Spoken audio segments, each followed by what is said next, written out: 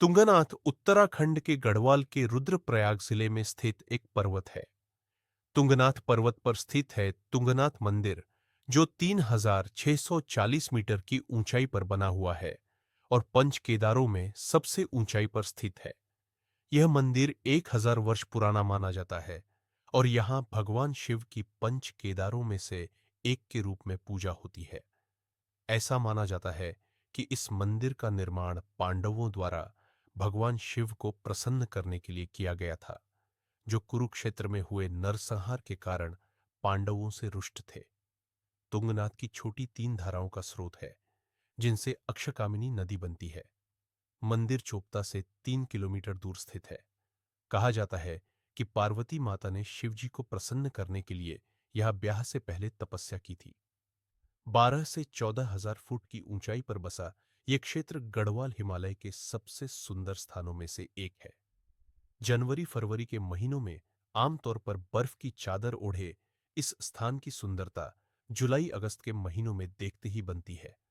इन महीनों में यहां मीलों तक फैले मखमली घास के मैदान और उनमें खिले फूलों की सुंदरता देखने योग्य होती है।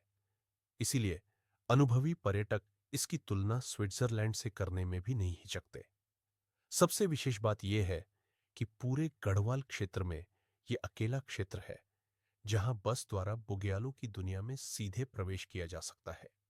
यानी यह असाधारण क्षेत्र श्रद्धालुओं और पर्यटकों की साधारण पहुंच में है। यह पूरा पंच केदार का क्षेत्र कहलाता है। ऋषिकेश से श्रीनगर गढ़वाल होते हुए अलकनंदा के किनारे किनारे यात्रा बढ़ती जाती है। रुद्रप्रयाग पहुंचने पर यदि ऊखीमठ का रास्ता लेना है तो अलकनंदा को छोड़कर मंदाकिनी घाटी में प्रवेश करना होता है।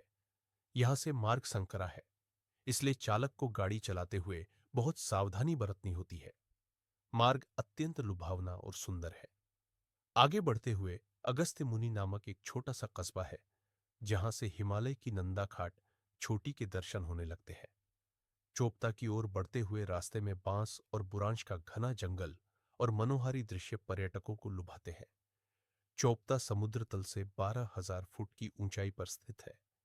यहां से 3 किमी की पैदल यात्रा के बाद 13,000 फुट की ऊंचाई पर तुंगनाथ मंदिर है, जो पंचकेदारों में एक केदार है। चोपता से तुंगनाथ तक 3 किलोमीटर का पैदल मार्ग बुग्यालों की सुंदर दुनिया से साक्षात्कार कराता है। यहाँ पर प्राचीन शिव मंदिर है। इस प्राचीन शिव मंदिर से 1.5 किलोमीटर की ऊंचाई चढ़ने के बाद 14,000 फीट पर चंद्रशिला नामक चोटी है, जहां ठीक सामने छू लेने योग्य हिमालय का विराट रूप किसी को भी हतप्रभ कर सकता है। चारों ओर पसरे सन्नाटे में ऐसा लगता है मानो आप और प्रकृति दोनों यहां आकर एकाकार हो उठे हों।